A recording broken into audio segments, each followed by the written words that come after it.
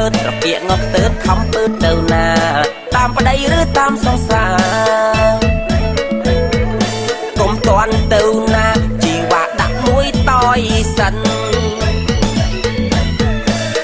ប្រងអីហ៊ានហើស្រីផឹកខ្លួនឯងឃើញប្រមឹកធ្លាក់ភ្នែកទាំងព្រឹកផ្ទះចិនមិនទៅវត្តមកជីដូនជីតានៅចំចង្ហាន់ប្រលឹមស្រាកាន់តាស្រីណាគេព្រមស្នេហ៍អូនអើយប្រុសណាថាមិនចេះផឹកបងប្រឹងក្របតាំងពីព្រឹកគឺផឹកទទួលឆ្នាំខ្មែរផឹកអស់ស្រាសបងបន្តផឹកស្រាតប៉ែស្រាបិទស្រុកស្រែស្រាខ្មែរគេពីដូនតាផឹកគេផឹកឲ្យបាយឆ្ងាញ់ចំណែកបងវិញផឹកស្រវឹងស្រែកឡូឡាស្រែកព្រោះឃើញស្រីអើយស្រែកសុំស្នេហាឆ្នះពេកជីវ៉ាតែថាក្រមុំពីបាំងរកប្តីបើបានប្តីផឹកឲ្យតប៉ែសូដេកអោបម៉ែមិនយកទេប្តីស្រវឹងឲ្យឆ្កែលិចមាត់ដេកតាមកែងវត្តឲ្យយកមកធ្វើស្អី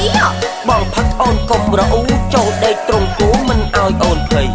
ព្រឹកឡើងស្វាងពីស្រវឹងបងដល់ត្រង់ភ្លឹងផឹកបានទៀតថ្លៃអត់បញ្ហាអីលាហើយជាតិនឹងបើសិនគ្មានប្រុសស៊ូនៅសកែទៅចុងយកប្រុសនៅតែរីងរៃល្មមយកទៅពើឲ្យកុំរឹងពេកប្តីក្រោយចូលឆ្នាំថ្មីឲ្យម៉ែចុះស្ដីបងជុំផឹកហើយ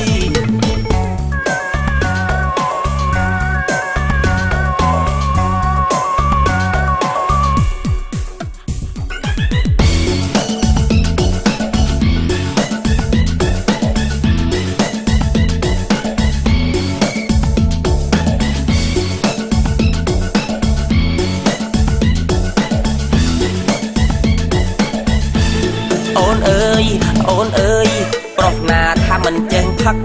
បងប្រឹងក្របតាំងពីព្រឹកគឺផឹកទទួលឆ្នាំខ្មែរផឹកអស់ស្រាស